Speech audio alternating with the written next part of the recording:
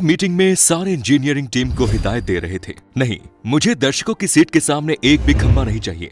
मुझे एक ऐसा डिजाइन लाकर दो जिसमें छत बिना खंभों से खड़ी रहे। वहां पर खेल को 1,32,000 लोग देखने वाले हैं और मैं नहीं चाहता कि उनके व्यू लाइन में एक भी खंबा आने से एक भी बंदे को देखने में प्रॉब्लम हो। और डिजाइन की दूसरी खासियत ये होनी चाहिए कि जब नाइट मैचेस हो तो लाइटिंग के कारण खिलाड़ियों की परछाई नहीं दिखनी चाहिए। डिजाइन के लिए आपके पास सिर्फ 15 दिन का समय है। मीटिंग बर्खास्त। दुनिया के बिगेस्ट स्टेडियम की छत बिना खंभों के कैसे बनी, किस मटेरियल से उसे बनाया गया और उसमें क्या तकनीक लगाई गई, स्पेन से लाई गई लाइटनिंग को किस तरह से अरेंज किया गया जिससे खिलाड़ियों की परछाई ही ना बने। दोस्तों, आज अपने इस एपिसोड में हम आपको biggest cricket stadium Narendra Modi cricket stadium के बारे में कुछ ऐसे फैक्ट्स बताएंगे जो शायद ही आपको मालूम हो। तो आइए शुरू करते हैं ये शानदार एपिसोड। 3600 काम करने वाले वर्कर जब लगातार 38 महीनों तक काम करते हैं तो जन्म होता है वर्ल्ड्स बिगेस्ट क्रिकेट स्टेडियम का। स्टेडियम बना कहाँ है? दोस्तों, हमारा ये स्टेडियम अहमदाबाद के उस पुराने स्टेडियम की जगह पर ही बना है जो कि अहमदाबाद में एक जगह मोटेरा पर स्थित है। स्टेडियम का अपना खुद का 30 साल पुराना इतिहास है। दोस्तों,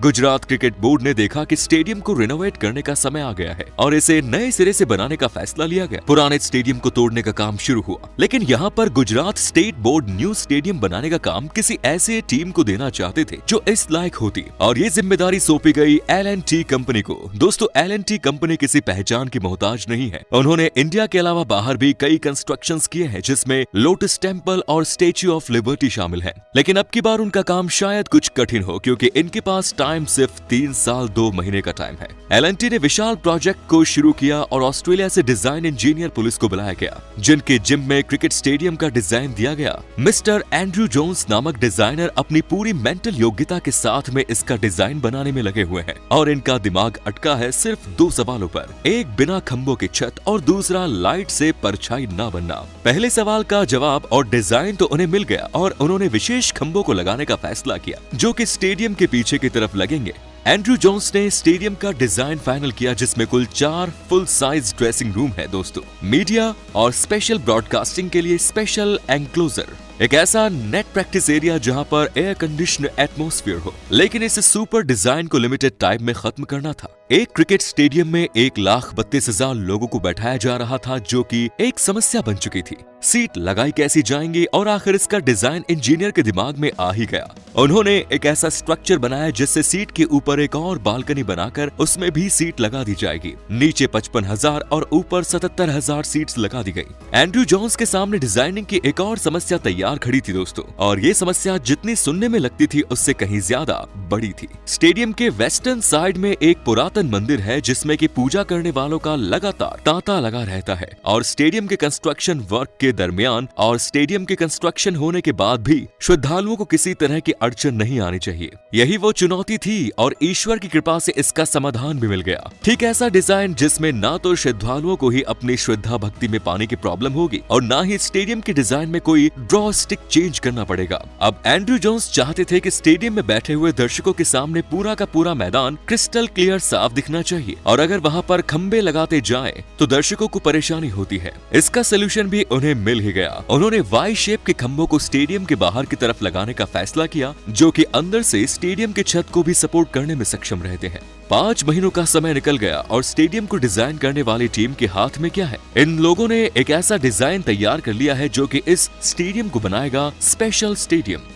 अब L&T कंस्ट्रक्शन का काम शुरू करती है। स्पेशल क्वालिटी ऑफ स्टील और सांचों में डाले गए ब्लॉक जो कि इस स्टेडियम के एक स्पेशल कंस्ट्रक्शन पार्ट होने वाले हैं बनाना शुरू कर दिए जाते हैं। दोस्तों, ये बात काफी महत्वपूर्ण है। स्टील की क्वालिटी को काफी अच्छा रखना आवश्यक है क्योंकि यही तो इस स्टेडियम को वो क्वालिटी प्रदान करेगा जो क्वालिटी हमें चाहिए। वहीं पर नजदीकी एक जगह में कास्टिंग का काम शुरू हो जाता है। स्टेडियम का सबसे महत्वपूर्ण हिस्सा है ये वाई शेप के कॉलम क्योंकि स्टेडियम का पूरा ढांचा ही नहीं के ऊपर निर्भर करेगा। एक कॉलम को बनाने में 600 किलो से ज्यादा सीमेंट का इस्तेमाल होता है। उसे सांचे में ढालने के बाद में 1.5 हफ्ते तक जमने के लिए छोड़ देते हैं। इस स्टेडियम को पूरी तरह से कंप्लीट करने के लिए 8,000 प्रीकॉस्टेड एलिमेंट्स चाहिए और उन सभी को बनाने में 45,000 मैट्रिक टन से भी ज्यादा सीमेंट लगेगा। दुनिया की बेस्ट मशीनरी और क्रेन का यूज करके इन कॉलम्स को उनकी सही जगह पर फिक्स किया जा रहा है। इस तरह के 84 कॉलम स्कोर खड़ा किया जाना है। हर कॉलम का वेट 280 टन है जो कि स्टेच्यू ऑफ लिबर्टी से भी ज्यादा है। ये कॉलम 30 मीटर ऊंचे मतलब कि किसी 10 मंजिला बिल्डिंग को चुनौती देने की हैसियत रखते हैं।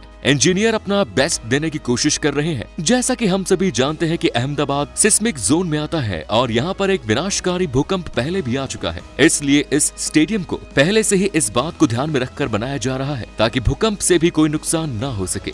तकरीबन 1 साल का समय गुजर चुका है और सारे के सारे कॉलम अपनी जगह पर लगने के साथ में कुछ सीटिंग स्ट्रक्चर को भी कॉलम्स के ऊपर कर दिया गया है।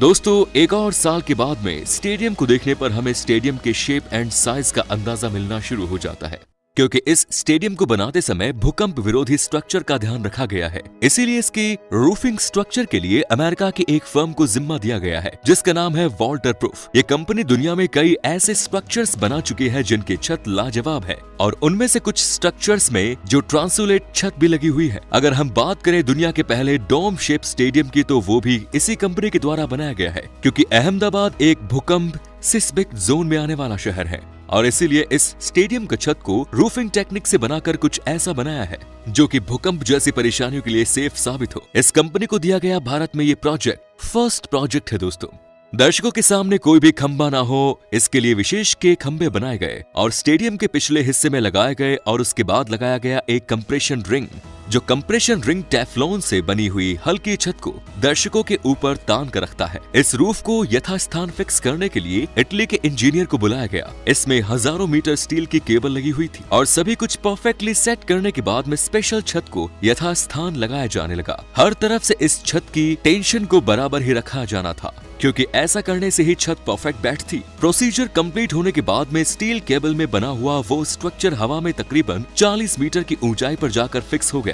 छत के स्ट्रक्चर में फैब्रिक लगाने का काम एक दूसरी टीम के द्वारा किया गया। दोस्तों, अब समय कम बचा था और काम काफी ज्यादा। 35,000 स्क्वायर मीटर के जापानी फैब्रिक को छत के स्ट्रक्चर पर परफेक्ट तरीके से फिक्स कर दिया गया। इंजीनियर्स ने बताया कि ये जापानी फैब्रिक फायर प्रूफ भी है और एक उत्तम क्वालिटी की छत बनाता है। दोस्तों, स्टेडियम तकरीबन अपना काम पूरा होने के कगार पर पहुंच चुका है, लेकिन सिर्फ 5 महीने का ही टाइम बचा है। इसलिए टीम डिसाइड करती है कि अब पिच को भी डिजाइन कर दिया जाना चाहिए। पिच को डिजाइन करने का काम शुरू कर दिया है। पिच को परफेक्टली बनाया जाना काफी महत्वपूर्ण है, क्योंकि अच्छे गेम्स हमेशा अच्छे पिच पर ही होते हैं और क्रिकेट का इतिहास गवाह है कि जब भी पिच की कंडीशन लो क्वालिटी रही तो मैच के ऊपर भी इसका काफी प्रभाव रहा। ये स्टेडियम कम से कम 17,000 स्क्वायर फीट की आउटफील्ड देता है। इस जायंट स्टेडियम में 11 अलग अलग पिचेस बनाई गई। पिच का काम कंप्लीट होने के बाद में अमेरिका से बरमूडा ग्रास के 250 किलो बीज बनवाए गए और घास को इस तरीके के साथ में लगाया गया कि घास ना तो इतनी बड़ी हो कि बॉल रोलिंग में परेशानी हो और ना ही इतनी छोटी होगी कि फील्डर को जंप करने में चोट लगे। तकरीबन सभी कुछ फिक्स हो गया था, लेकिन अब काम बचा था स्पेशल लाइटनिंग का। दोस्तों, लाइटनिंग इस तरह से की जानी थी कि प्लेयर की परछाई नहीं बननी चाहिए।